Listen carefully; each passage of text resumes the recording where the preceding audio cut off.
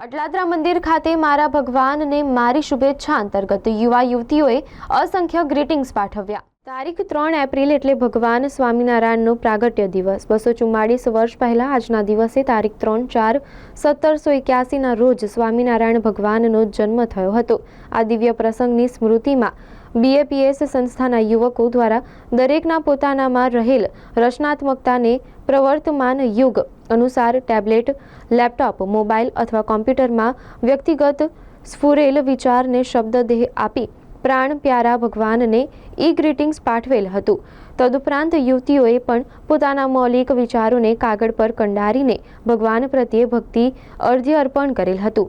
આવા 1000થી વધુ ગ્રીટિંગ અને ગ્રીટિંગ કાર્ડ આજરોજ પૂજ્ય સંતોના માર્ગદર્શન અનુસાર પ્રભુ પ્રતિમાઓ પાસે ગોઠવાયા હતા। આ અભિનવ દર્શન કરવા શહેરના ઘણી મોટી સંખ્યામાં ભાવિકો દર્શનાર્થે ઉમટ્યા હતા। આજે પરમ પવિત્ર દિવસ છે, કારણ કે આજથી 244 વર્ષ પહેલા 3 એપ્રિલ 1781ના દિવસે પરબ્રહ્મ પુરુષોત્તમ નારાયણ ભગવાન શ્રી સ્વામિનારાયણ એમનું આ ધરાતલ પર અવતરણ થયું હતું।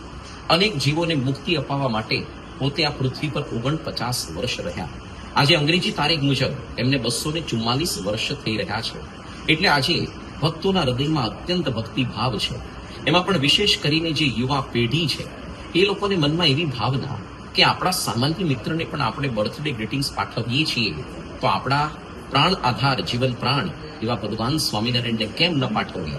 એટલા માટે આજે યુવતીઓ દ્વારા 300થી વધારે ગ્રીટિંગ કાર્ડ્સ તૈયાર કરવામાં આવ્યા છે, જે અત્યારે ઠાકોરજી સમક્ષ અત્યારે અહીંયા પ્રદર્શિત થઈ રહ્યા છે। અને આજની યુવા પેઢી હંમેશા મોબાઈલ ઇન્ટરનેટ સાથે કનેક્ટેડ હોય છે અને આજકાલની ડિજિટલ એજની અંદર એ લોકોને પણ ઈચ્છા કે આપણે ગ્રીટિંગ્સ ભગવાનને પાઠવીએ તો લગભગ 100થી વધારે ગ્રીટિંગ્સ એ લોકોએ બનાવ્યા છે, જે અહીંયા બાજુમાં સ્ક્રીનની અંદર આપણને ડિસ્પ્લે થઈ રહ્યા છે। આજે સાંજે ભગવાન સ્વામિનારાયણ સમક્ષ અહીંયા નીચે 49 કેક અને 49 ચોકલેટનો અંકુટ થશે, કારણ કે 49 વર્ષ સુધી તેઓ પોતે પૃથ્વી પર પ્રગટ રહ્યા હતા। ન કેવળ અટલાદરા મંદિરમાં પણ અટલાદરા મંદિર સિવાય નાના મોટા જેટલા હરિમંદિરો એટલે કે સંસ્કાર ધામો શહેરની અંદર 15 જેટલા આવેલા છે, તેની અંદર પણ હરિભક્તો ઘરેથી ચોકલેટ અને કેક બનાવીને લાવશે।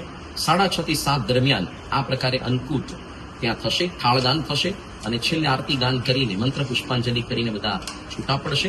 અને પછીથી આજે ઘરોઘર દરેક ઘરની અંદર જન્મોત્સવ ભગવાન સ્વામિનારાયણનો એ લોકો ઉજવશે, જે 9 થી 10:15 દરમિયાન ચાલશે। તેની અંદર ઘરને સુંદર રીતે શણગારવામાં આવશે, અંકુટ પણ ઘરની અંદર એ લોકો કરશે અને વિવિધ ભક્તિમય કાર્યક્રમો દ્વારા ભગવાન સ્વામિનારાયણને અંજલિ અર્પણ કરશે। ભગવાન સ્વામિનારાયણ એમનું પ્રાગટ્ય થયું હતું 10:10 તો આજે ઘરોઘર એ સમયની અંદર બધા આરતી કરવાના છે। આજથી જ શ્રી હરિ પર્વનો પ્રારંભ થયો છે, કારણ કે 3જી, 4થી, 5મી અને 6ઠી જ્યારે રવિવારે રામનવમીનો દિવસ આવશે ત્યારે તિથિ પ્રમાણે ભગવાન સ્વામિનારાયણનો પ્રાગટ્ય દિન છે। તો 4 દિવસ સુધી ન કેવળ અટલાદરા મંદિરે પણ BAPS ના તમામ સેન્ટર્સની અંદર મંદિરોમાં આ પ્રકારે ભક્તિભાવપૂર્ણ શ્રી હરિ પર્વ ઉજવવાનું છે। આપણે પણ સૌમાં સહભાગી થઈએ એવી આપના સૌના ચરણોમાં પ્રાર્થના છે। જય સ્વામિનારાયણ।